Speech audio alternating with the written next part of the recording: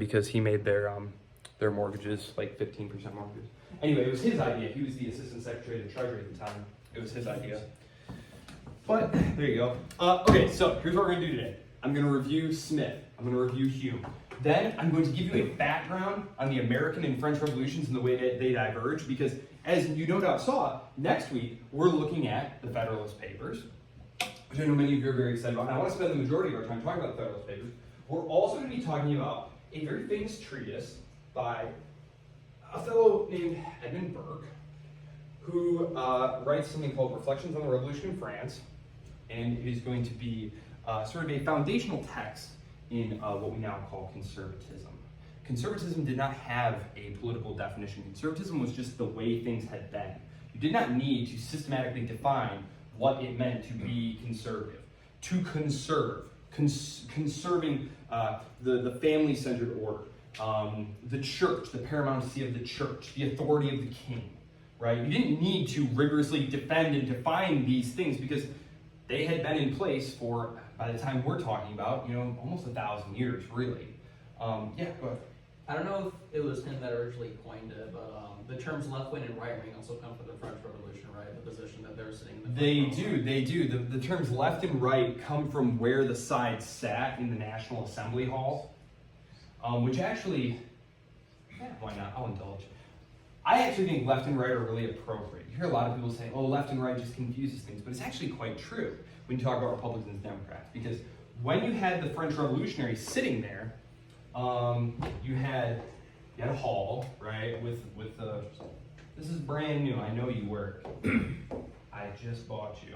Okay, or maybe you're the one I bought. No, you bought the black one. I bought the black one, Yeah. Okay. Well, I guess we got another one for the garbage.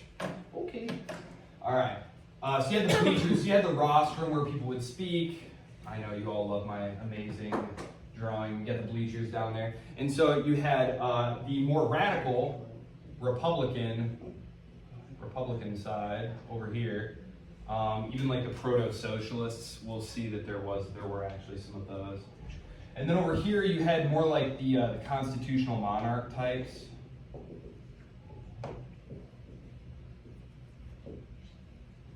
Who were sitting. This would all change over the course of time. As we'll see, there were basically two revolutions, but this is where it comes from, the left and the right. So that does come from the French Revolution. And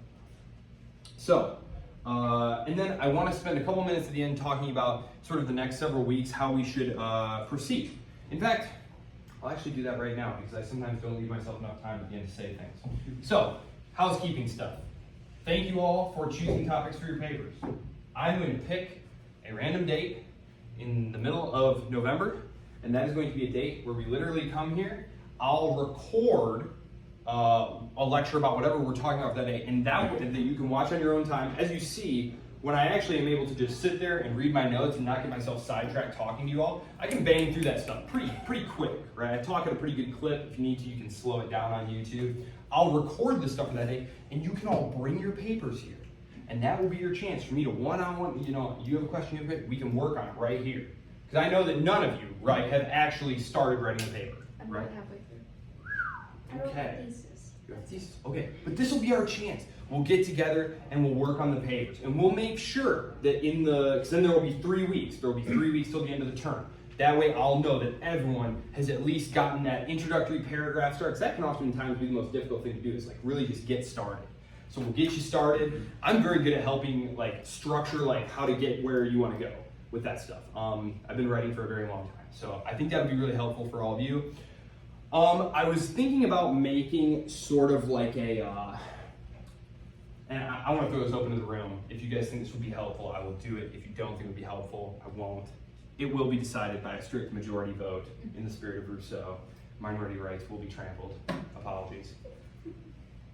Would it be helpful if I made sort of a pre-exam Yes. and just gave it to you guys to work on? Yes. So that way, you have a feel for what kind of exam questions you're going to get at the end. Some of these will probably be the exam questions. Will it be graded or just to give to us? No. and get? Then yes. Yes, please.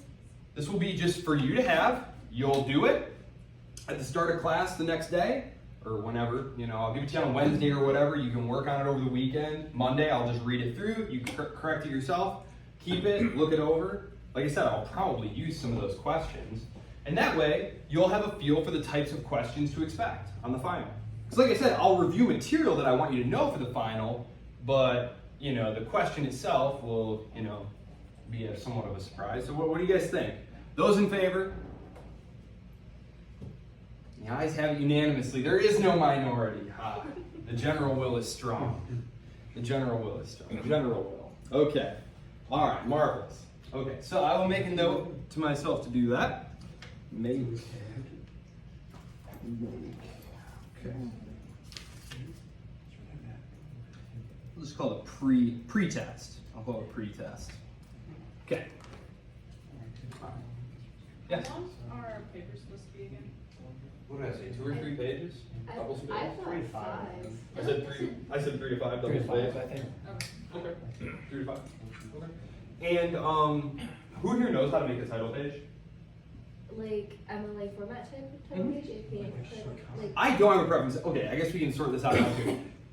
Do any of you care what form? I don't care. I use APA format. I don't care. I also use Turabian. I used MLA when I was here. I don't care. Whatever format you like. I usually use APA because that's what I use for my major. APA is fine. MLA. Anyone else have a preference? You said MLA? Yeah, I usually MLA is write totally MLA, fine. But if you want a title page, then I'll probably write an APA format. Just Totally because. fine. Okay. Yeah. Because I can do title page. If you are going to use footnotes, who's going to use footnotes? Use Chicago Turabian, please. Okay. And you all use a citation generating machine, right? Okay, good. I remember when I was a kid, I don't know, I think I was like 18, 19, and I had a professor who was like, oh, you're gonna need to know that, had me memorizing the citation handbook. I'm older than I look, yeah. Do you have a certain amount of citations you want us to use? No, you could literally only cite the book if you want to. That's what I was gonna do. Is I was literally just gonna cite. Yeah, you can only cite the book if you want to. If you want to bring in outside sources, you totally can. If you want to cite something I said in the lecture, let me know, because there is a way to cite videos and stuff like that. So. Because those are probably the only 2 things I use. Okay, great. Well, I'll put a date on the calendar for that. Like I said, we'll just meet here as per usual. There will be, like a 20-minute lecture or something. Maybe on like nationalism. Maybe that would be a good one to do. Because if I do that one here in the classroom, we get way sidetracked. Okay, maybe I'll plan it for that week. Nationalism is a really cool topic, and we're going to start getting into it today. But first, let's do Adam Smith. Adam Smith, a moral philosopher who we retrospectively have dubbed. Or no, I gave you Hume first. I'm sorry, I gave you Hume first. David Hume. Excellent fellow. Excellent fellow. So David Hume, he is the last of the Enlightenment fellows who we're going to look at. Certainly, many of the American revolutionaries considered themselves Enlightenment thinkers. Jefferson's Declaration of Independence is a tremendous example, probably the preeminent example of an Enlightenment document. Certainly, the French revolutionaries, who we'll talk about, are going to draw heavily on the Enlightenment, the other tradition of the Enlightenment that we talk about, the one that's much more indebted to the French philosophical tradition rather than the English tradition. However, we're going to look at those less in the theoretical, which is what we are doing here, and more in the practical. So we're going to be looking at these in more of a historical context, in a practical context, rather than simply theoretically. Because of course, David Hume, he's a proponent of the social contract who is moving us toward that point, right? Because what is his big argument? How does he differentiate himself from Locke and from Hobbes? Let's set Rousseau aside. Let's set the Continentals aside and just stick with the English here. It's kind of a. Well, he's Scottish. I'm so sorry to anyone watching this video. He's not English, he's Scottish. Whereas Locke kind of bound himself to a specific universalist type of justification of government to be like a defense of your own rights. He was kind of more broad and saying like it's just your self-interest or in need of social cooperation, but he kind of made it more like it could be more interpretable depending on the situation. How he specifically said that governments evolve over time, but it's not like you can't really put it on a spectrum whether it's good or bad, but it's more so justification of how the people see it over time. Mm-hmm. I think that's a very apt way to describe the difference. He is very much he's very ambiguous, I think is a fair way to put it. He is someone who very much believes that there is no one set way that something occurred, that it was something that evolved gradually over time. He's looking back on the English tradition and seeing how there was no one place. Historians, especially if you take like a survey level course, they're very interested in pointing to an event and saying, Magna Carta, the Treaty of Westphalia, this was a huge landmark and everything was different now. No, it's convenient to talk about that being a place in history where things changed, but evolution, political and social evolution, is very gradual. It's generally very gradual. We're going to see when we look at the French Revolution some examples of very dramatic change. The French Revolution that's one of the reasons that the French Revolution is so much more important to the development of Europe than the American Revolution. It was sort of jarring to me when I got into historical studies, and I found that the American Revolution, if you weren't like really into American history, if you weren't like really gung-ho for America, most people were just like, I mean, it's just kind of a sideshow, really. I mean, and if you look at what happened in the American Revolution, which we will by the end of this class, you'll see that it was really a phenomenal revolution. It's the kind of revolution I would want to live through. I wouldn't have wanted to live through the French Revolution. The American Revolution, though, was quite phenomenal and quite special in that way, and we'll talk about why. But David Hume. So, trying to find it. Okay. So, needing government. He agrees with both Hobbes and Locke that the primary need for government is what? And this is really what distinguishes that English tradition from what we call the continental tradition, which is primarily concerned with the French and the Germans. What does he argue? What does it exist for? Why do we need to make the government? What's at stake? It's kind of about a mediation to prevent, because he argues specifically that humans are self-interested and that we need to have a mediator between our own self-interest versus kind of like a collective good. That there's kind of like a referee in place to like justify our own forms of liberty that we can enforce for ourselves and that other people can't really trample on. Hangman? He is concerned with individuals. Okay, who's played Hangman before? I'm sorry. Okay. A. E.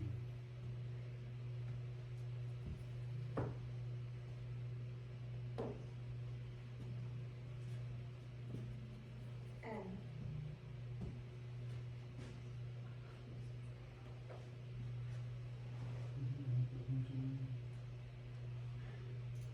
I. C. Oh my. You're gonna have to let us draw a hat. This squiggly cube. What is that? T.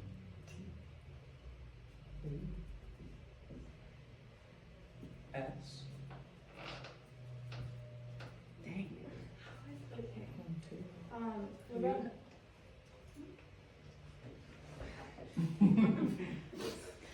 just okay? Start. You have to start drawing the face. Okay, all right. I'll give him a face, but then I'm killing him. What about R?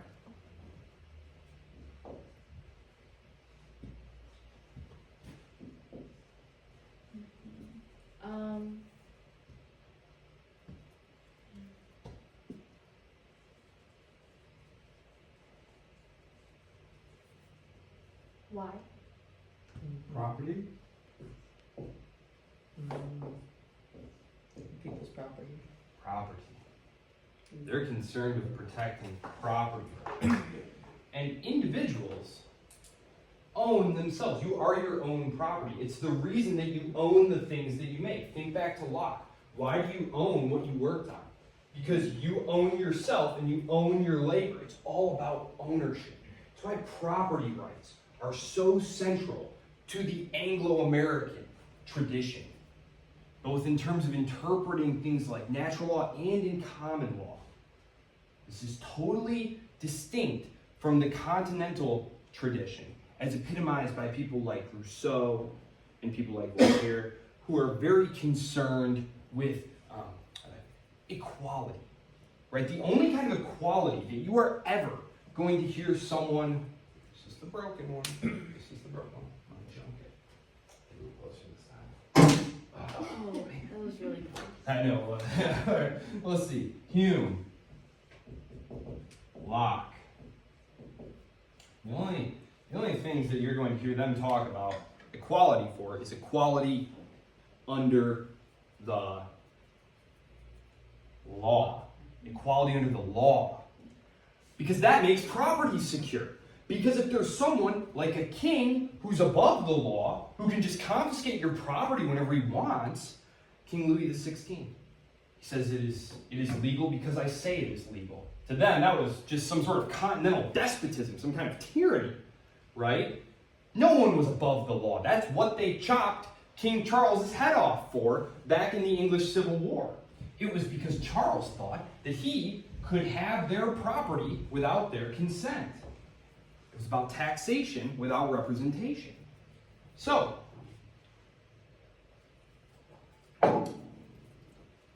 with Hume, I would like to present him as just kind of the final social contract theorist that we're going to look at in the Anglo-American tradition. Of course, again, he was Scottish, I know. I have a friend who's recommended my videos to a bunch of people, and I know he has some UK people, so I'm sure one of them is Scottish. So yes, Scotland produced the great Enlightenment. Actually, Smith is, I believe, Scottish as well. So yes, he also talks about the danger of parties.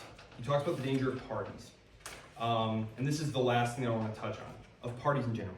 Look, he understands the formation of parties as being natural, right? He says, look, once we have, out of simple pragmatism, decided that we need to have a government to protect property rights, it is natural that factions are going to form, right? And we talked about how that can happen, right? Landowners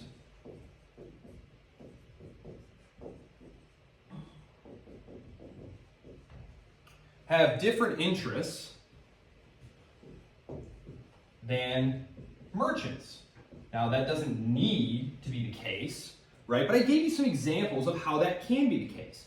In England, you had the landowners who were growing the corn that the people needed to eat, right? And you had the merchants who wanted to bring cheap corn from the United States into the country. And you had the landowners using what were called the corn laws. The corn laws to keep it out. So even though they were both interested in protecting property, they had different interests in terms of protecting their own property.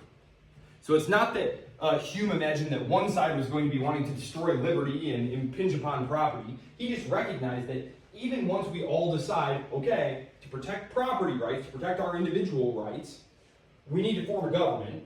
He recognized that it's natural for factions to form. Washington warns, of course, against the evil of faction, right? George Washington, who is, of course, the first president, getting a little ahead of myself here, he was very discouraged.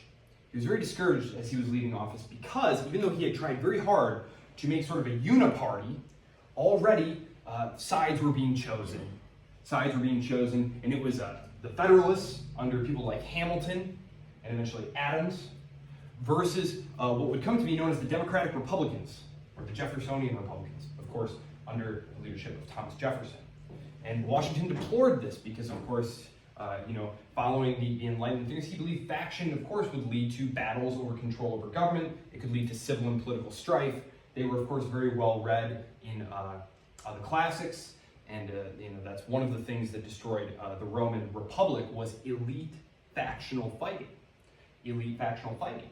And Jefferson was sort of looked askance at because he was seen as pandering down like a demagogue to the masses. This is not the way we like to think of people like George Washington and Adams and stuff, but they were not Democrats, right? They were not fans of giving everyone the vote and Jefferson, by saying like, we should just, open up the frontier for expansion, let all these people have farms, give them all the vote. This was seen as, pandering to the lower classes, to get advantage over his fellow political elites, which was seen as, very dangerous, harkening back to the Roman example. But so there you have it, David Hume. Parties in general. Again, he just sees them as a natural outgrowth.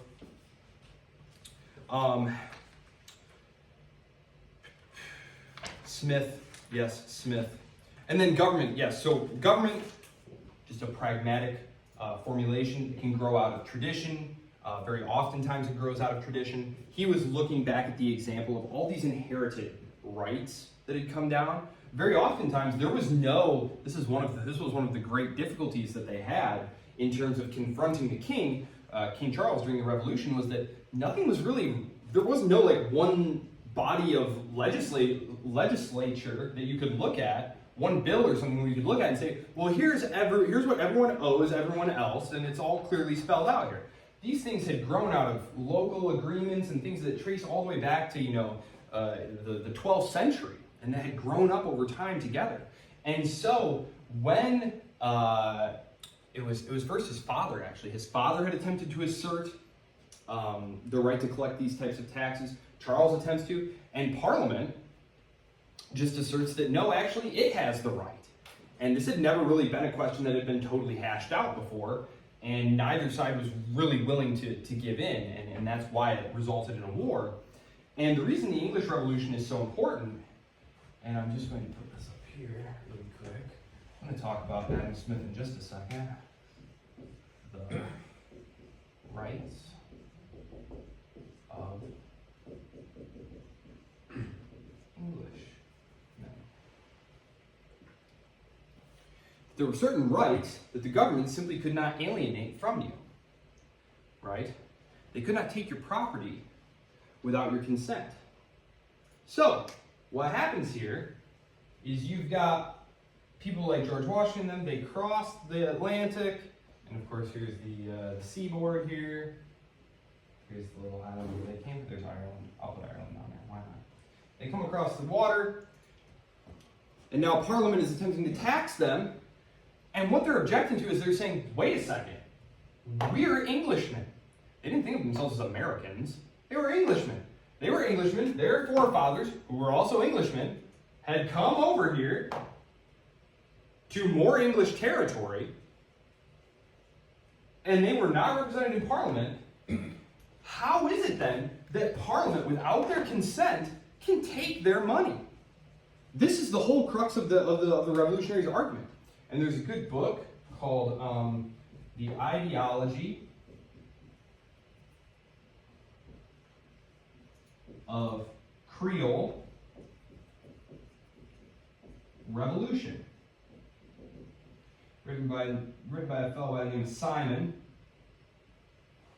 It's an interesting comparative study. He looks at what was being written by South American revolutionaries of Spanish descent in what became Gran Colombia, Mexico, and then in the United States. And he says, look, despite they're all referencing different things, he says, look, underneath all these apparently different references they're making, they're all pointing to the same thing. These Spaniards come from Spain, they're going down here, right? They're saying, look, we had rights. Our forefathers had these rights, and we came over here. Why now are we being deprived? Creole, most of us associate that with like some kind of Louisiana-style cooking.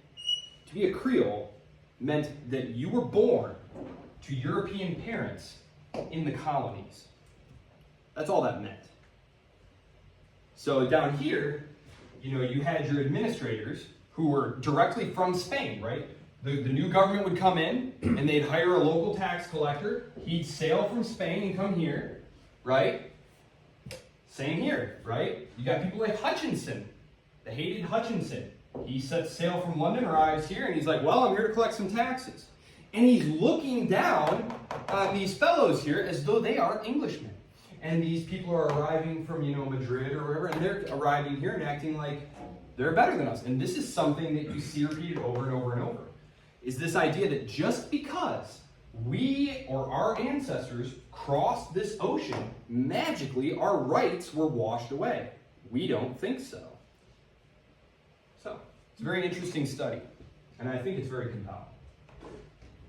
So, before we talk about the English Revolution, before we talk about the American Revolution and the French Revolution, which will be necessarily somewhat brief, I want to talk about Adam Smith here. And actually, I'm just going to roll this up. So, we started off by talking about his idea about the specialization of labor. Why are we talking about this? It's important to understand that he is objecting to mercantilism. Who feels like they have a good enough grasp on mercantilism that they can summarize mercantilism? Mercantilism is? I would just call it like a type of economic protectionism. Mm-hmm. Or Very like good. protectionism as in you're prioritizing your own domestic industry at the expense of any type of foreign industry. Very good. Because there's limited wealth. That is its assumption. There is only a limited amount of wealth in the world. Yeah. Would you also call that like nationalistic in nature to have that kind of policy in the first place? Well, I don't want to call it nationalist yet because these are still like personal kingdoms and we haven't really created any nations yet. I have been assiduously avoiding using words like national or nation because that means something very specific in terms of political ideology. And really, it's not until the French Revolution that we're going to start talking seriously about the formation of national identity. There was definitely states. These were personal states, though. So think about Louis XIV's quotation about himself being the state, right? So the idea was there was limited wealth, and you wanted to capture it for your state. So you wanted to get colonies,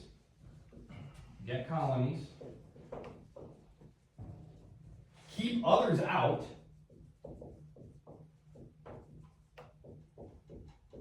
so that you could suck the wealth out of those colonies, the natural resources, and then you could turn around and sell your products, your finished products, your fabrics, whatever the case may be, back to those captive markets, okay? Because there's only so much wealth in the world. So, Adam Smith is saying, wrong. Free trade. Economic activity is not I win, you lose. It is win-win, which together will raise all of our standards of living. So, no finite wealth in the strict sense. What we want to do is have comparative advantage and specialization. So, we take these things for granted, of course, today. We take these things for granted. Specialization of labor, which we were talking about in the beginning of the class. So I won't go too much into it, but his point here is absolutely irrefutable. That by all of us getting in a row, getting in an assembly line, right, we could churn out any product faster than if each of us tried to do all the steps ourselves. I used the example of a shoe. You could apply the example to anything. Okay, so he's saying, look, he starts out by saying, look, it's obvious that if you, because literally, book 1, chapter 1, he's talking about the division of labor. The reason he starts with this very simple, if you will, example is because he wants to expand it out to be a system of political economy. This reading, I know, is a little bit, well, not a little bit, it's quite different from what we've been reading, right? Because it's about economics. And who watched the videos? Who watched the videos? Was anyone able to follow the supply and demand video? Okay, I wonder. It is highly mathematized. I understand. That is what economics is, though. Like, if you go on to study economics in grad school, it's mostly just math. I was a huge fan of economics. I obviously went to graduate school in economics, but I was not even prepared for the amount of math that it was. Yeah. Isn't like the concept of most of those videos just talking about like the idea of like, you know what dumping is in like the modern context? We're talking about like, I know that's why Trump placed tariffs on like washing machines from like LG so that we could prioritize our own production, because if we allowed them to just dump all their products here, then well, that just decreases the value of our own products that we're making here, because they're making them more efficiently because they have a larger labor supply to make it in the first place, something like that. Well, so in the current context, this is a good thing to talk about. Okay, so this is current. I'll put it over here. Current context. Okay.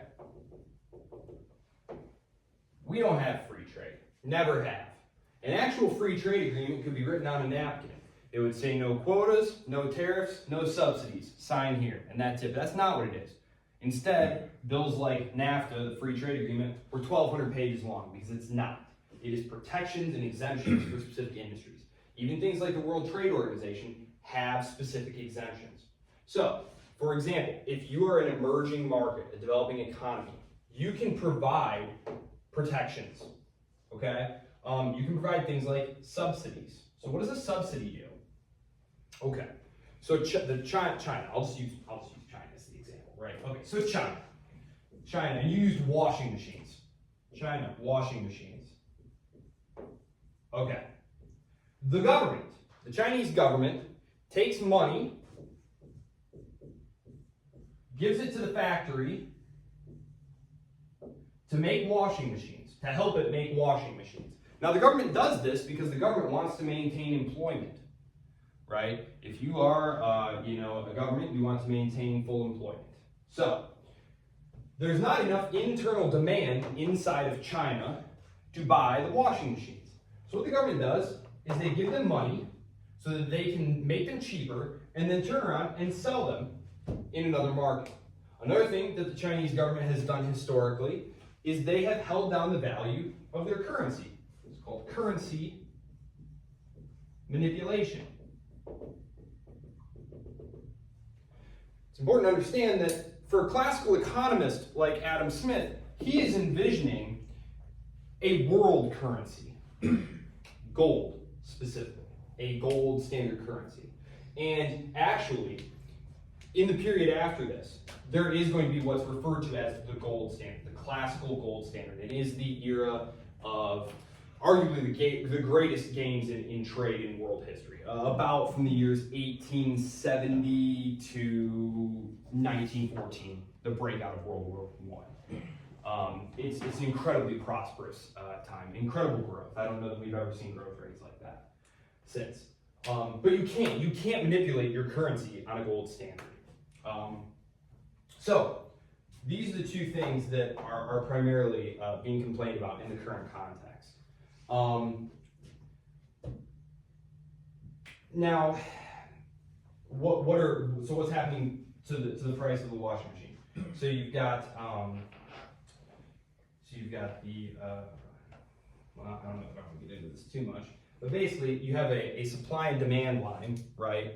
And what's going to happen here is you have a price, and as more things come onto the market, it's very intuitive what happens. If more of a thing come onto a market, what happens to the price? It goes down. It goes down. Yeah, so that's why dumping is so. It goes down. And so the problem with things like quote unquote dumping is, just like with currency manipulation, is central banks are constantly intervening to prop up or depreciate the currency, whatever they want to do. They're always interfering in the currency markets. Governments are always interfering in their domestic markets. So it's so hard to say, you were, because dumping has like a legal technical definition according to the WTO rules. It's so hard to prove that stuff. So it would just be better if governments were not involved and the currency were pegged to gold, because then none of this would be an issue at all. But yes. Not specifically mentioning the regulations, but wouldn't it just be also just a number game, because they just have, like, China has a labor force that's like 3 to 1 of America's, right? So they would have, like, a natural supply and demand would just be more natural supply for what the Chinese market has, and then they can just outsource whatever and much product that they have because they don't have the same need for the products that maybe we do because we have more money, for example. Yeah, well, I think when you talk about China and the size of their labor force, it's important to understand that China is no longer like a low-cost manufacturing zone. It was going back to the 1990s, 2000s.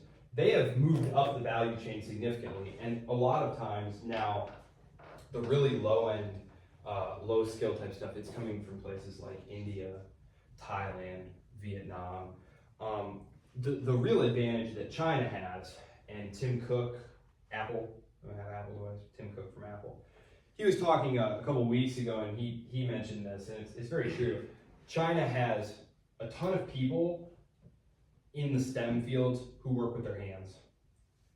He said it's not even close. Like he said, I would struggle to find the number of skilled machinists and whatnot that China just has, they have everywhere. And he said, you know, really America is just not producing a labor force that is suited to building things, really. And part of this goes back to the financialization of the economy, which will really get me off track. But maybe for a bonus lecture, talk about financialization, the ill of financialization, which there are two economies. There's the financial economy and there's the real economy. And those two things have diverged significantly, actually since the 1970s when we went off gold. There is a connection there, yes. Is that the difference between when people call it like Main Street and Wall Street? That's exactly what they're talking about. You might have heard, this is the best year that Wall Street has had since 1954. You feeling it? Are you feeling it? You feeling rich? No. No, you're not, right? Not at all. Not at all. And there's a reason for that. Yes. Do you consider GDP part of Main Street or Wall Street? GDP is a government statistic that is as useful as you want it to be. Like GDP can tell you things, but it also masks a lot of other things. Like it's an aggregate statistic. So I never read too much into GDP. Like for example, a lot of our jobs gains over the last year and a half have been due to public spending, which counts toward GDP. But public spending is not as efficient as private sector spending. So, you know, what do we do with that? You know, was GDP growth good? Well, compared to what? So GDP growth is fine, you know, as long as you take it with a grain of salt and understand what it is telling us. Yes, so division of labor. He's interested in division of labor within countries. Division of labor within firms. You do one part of the job, you do one part of the job, you do one part of the job, you do one part of the job. We'll make more stuff. If we can make more stuff, the price will go down. I'll just stick to shoes. We work at the shoe company. We're each making shoes individually, and then our boss comes in and says, I've just had a great idea. We'll all get in an assembly line, and we'll make shoes that way. Now shoes are flooding out of the market, the price is going down, and now all of a sudden we've got tons of shoes, they're very cheap. We can sell them to other countries who have very expensive shoes, or maybe no shoes at all. Okay? We're all better off. Because what he's saying is, all of us should do this. We need division of labor, yes, within firms, within countries, and between countries. Yes, go ahead. So the division of labor, I understand how it's good for like productivity and how it's good for like you know, Prices. Yeah. It makes things cheaper. Yes. Yes, that's the key. But the question I have is, with the specialization, wouldn't you be able to pay your workers less because they're just specializing doing one job? Like if I'm at the shoe factory and I am punching one hole every day in the same shoe at the same spot, and I'm just punching in this hole, can't you pay me less than if you were paying me to make a whole shoe? Will you take less? I would, because I'm punching in one singular hole. Well, no, I'm kind of being facetious. Yeah. So there are multiple markets that are going to come to a natural, what we call an equilibrium. And the equilibrium is where supply meets demand. Mm-hmm. So you're saying, well, I don't make a whole shoe anymore. Yeah. I'm just going to punch a hole all day. Won't I try and pay you less? How many of you here have had a job? How many of you have had a job? Okay. Your boss wants to pay you as little as possible. Mm-hmm. They absolutely do. And if they think they can pay you less or not pay you more, they're going to do it. So if I come in and I say, okay, everybody, I'm gonna, rearrange the factory, and anybody who's not willing to take a pay cut's gotta go. I mean, yes, you could leave and look for a better wage, or the wage that you have, and the only people who are going to come here and work are the people who are willing to take that lower wage. So there's just going to be a relocation throughout the economy there. Does that make sense? Yeah. So it's one of those things. It's called Schumpeter called it creative destruction. He said yes, there is dislocation when we get improvements and things like that. When new inventions come along, when new processes come along, yes, there are dislocations in the market. He called it the creative destruction of capitalism. And he said yes, in the short term, some people are going to be less well off. But in the long run, we are all going to be much better off. So it's true, in the short term, and that's why they have things like short-term trade assistance adjustment. I can't remember what it's actually called, but it's basically if you lost your job or your wage was negatively impacted due to trade or something like that, the government has a program that pays you, basically. Yeah. Is that what happened with the subsidies to the farmers when Trump? The trade war? Yeah, the trade war. Yeah. Was that because of that? Yeah, they were losing a ton of money, and that's an important constituency. And so they got paid. So Because of that regulation, or because of oh no, they appropriated whole different money for that. Yeah. So they needed to. It was a ton of money. Like you said, lots of Chinese, and they need that soybean. So but yeah. So. Yes, so, and division of labor between countries. He says, look, if the English are really good at making cloth materials, then it would be foolish for the French to also make cloth materials because they can't make them as cheaply as we do. He assumes that quality will be the same, right? So assuming quality to be the same. And he says, likewise, we English can't make wine and cheese as good as the French do. So why are we spending our labor? Remember, for Smith, all product, it's all the value of labor. That's all we have is we're just pouring labor into these things. And he's saying it would be much better if the French just made the wine and cheese, we made the cloth, and we sell them the cloth, take that money and turn around and buy them the wine and cheese, because they will get more cloth, we will have the cloth, we'll also have wine and cheese, and we'll all have done it for less money. And he also saw it as, and this is one of the reasons that people advocated trade, is that they believe that it makes war less likely because your economies become dependent on one another. This is one of the things that people are starting to realize about China, is that our economies are so dependent on one another that, I mean, a lot of the hawks want to say like, well, look, we were able to cut Russia off. Russia is a gas station. Russia sells oil, that's it. They sell like things like, uranium and stuff, but like really oil, that's the money. They have oil and natural gas. You can sell that anywhere to anyone, every single country, all over the world. China's export markets are all in America and in Europe, period. And there's no substitute for those consumer markets. And likewise, what do you think would happen if trade with China stopped tomorrow? What would happen to the shelves here? Empty. What would happen to the workers in China? What would happen to their factories? Shut down. Shut down. And so hawks on both sides are very alarmed by this. And so you have people on both sides, in China and in the United States, racing to try and make their economies not dependent on one another because they either want to fight or think we're going to fight. So there's a very famous expression from someone who was a big fan of Smith's ideas. His name was Bastiat. He said, if goods cannot cross borders, then armies will. And so what Smith is saying here is you have these colonies and you have to fight each other for these colonies, right?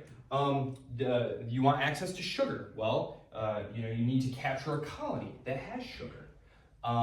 If you don't have one, then you need to break into one. You need to take one from someone else. It's going to be a constant cause for warfare. But he says, look, if all of these colonies are open to everyone to trade in, no one is going to feel the need to go conquer these sources of raw material. And he says, think about the tremendous waste. One of the things that I had given you to read, because I think it's one of the most critical passages in the whole book. Book 5, Part 1, of the expense of defense. When we talk about the French Revolution, which I realize now is going to have to wait until next time, the French monarchy essentially bankrupts itself, pursuing a global military policy. They fight war after war after war against the English and are fielding large navies and armies simultaneously and funding proxy wars all over the place, including the American Revolution. Thank you for that. And they bankrupt themselves. That's it. And King Louis XVI has to go to the assembly for money, and they try and shake him down. Remember, when the king calls you, for taxes, that's your chance to be like, well, we'd love to help you out, Your Highness, but, we need you to give us a little something, right? That's your opportunity to do that. And and things get out of control, as they did in the English case. What he's saying here is, look, if we don't have this open system, if we're all going to try and fight over these things, it's going to require the maintenance of large navies and standing armies. And these are going to be a tremendous burden on the public because they're going to require large amounts of taxes. This is all money that's being sucked out of the productive economy that could be used to make things and to make human prosperity, and instead wasted on things that can only destroy, right? They can only be used to destroy each other. And so this is one of those things where he's a classic Enlightenment guy. He's saying, look, I know that war has been with us since time immemorial, but we've reached a point now where we're smart enough that we can think through this and reason our way to seeing that this is all better for us. So again, the Enlightenment project is very much utopian in the sense that they believe that you can essentially make societies that are capable of avoiding things that have plagued humankind since the beginning of recorded history, like war over resources. And again, you have economists who have proven time and again that yes, it's true. If we had no barriers to trade, if we had all these different things, if we had a gold standard instead of central banks, yes, we would all be better off. But these things like central banks, these things like industrial policy, that's what they call these kinds of things. Industrial policy, like subsidies and things like that, they call that industrial policy. These are all things that give states power and prerogative. And it's very easy to play on people's fears to get them to accept these types of things. One of the things that I think is very curious about the American Revolution, I'm going to have to save that one until next time as well, which is, I suppose, fine. That was on the slate for next week. I wanted to spend most of our time talking about the works, but give you a little background on Monday. Dickinson, who is one of the, he's not one of the people who they usually cover in like an intro course, but he was a very famous pamphleteer in the Revolutionary period. He said, look, we're not even necessarily concerned about anything the British are doing right now, but we fear what we see maybe coming down the road. So this idea that they were always on the watch for anything that might smack of government intervention on their rights. Remember their rights. They're interested in their rights. The war that had been fought, the 7 Years' War, that George Washington actually kind of accidentally helped start. More on that next time. The British fight this war against the French and they win, and the French have to give up Canada and all those territories in like the Ohio River Valley and stuff. The British government then is turning to the colonists and saying, you got us into quite a pickle there, but looks like we bailed you out. So, but we're in some pretty big debt now, so we need you to help pay for that huge war. And the colonists say no. Not because they don't recognize that they benefited from the war, but because they feel like these taxes are being levied illegitimately by a parliament that they have no representation in. So it's critical to understand that, especially when we look at the French case and the American case, the French people are being terribly, terribly oppressed. I mean, when you think of tyranny and oppression, that's what the French people are experiencing. The Americans, by contrast, again, not to, belittle their complaint, but they were living the best lives of anyone in recorded history, probably, right? They had the best lives. They were objecting more to the principle because they saw it as the wedge that would establish a precedent that would allow eventual tyranny to engulf all of their rights. Like, if we let them do it this time, the precedent will be set. And a lot of what English common law is based on is precedent. Well, it was done this time, so they realized we have to object now to this because it's going to open the door to tyranny later. So I will leave you with that. We'll talk more about the roots of the American Revolution and the French Revolution. The French Revolution one is pretty straightforward. The people were getting horribly screwed over in every single way imaginable, and they objected to it. And the commercial class wanted some political power, and the king really needed money for the aforementioned wars. But we'll talk about that stuff. I will post the readings. I think we're just going to dive right into the Federalist Papers for next week. So no discussion board this weekend. Read these Federalist Papers. Read these and come ready to talk about them Monday. So Monday will be Federalist Papers. What? I'm only going to assign a couple of them. They are kind of dense reading. Take your time. They're only a few pages each. They are very pregnant. They're very thick. Like, just take your time, go through them line by line, make sure you're understanding what they're saying. We'll talk about the American case and the Federalist Papers Monday. And then from Monday to Wednesday, you can read the selections of Burke for the French case. I'm not going to give you a ton of Burke. It's like 200 pages long. We have only a small segment of it, so I'll just give you the important bits. Okay, so no discussion board this weekend. Just the readings, which I will post. Okay, marvelous. I look forward to seeing all of you on Monday. Happy Halloween, everyone. Happy Halloween. Are they doing anything here at the school for that? They did a couple days ago. They did? They did a couple things. I don't know if they're doing anything the day of, though. I just want to Have a great weekend. You as well. Thank you. Oh, shoot. I have a quick question for you. Yeah, go ahead. So earlier you were talking about, when we were talking about trade, you said that China's main export market is only the Americas and Europe, right? The Americas and Europe. So when you say Americas, are you specifically only talking about the United States or the I'm mostly continent? just talking about the United States. I mean, Mexico plays a role as well, but it's far less significant than the United States. You can pull up a good color-coded map to kind of show you where China's finished goods are going, and Like material value, right? yeah, and it's really not even close. I mean, it's the United States, and what did I do? What did I do? I don't know what I did. Restart anyway? That sounds good. Okay. Yes. Yeah, so that's pretty much it. China is really tied to the hip with us. A lot of their raw material goods and stuff. That's part of what the Belt and Road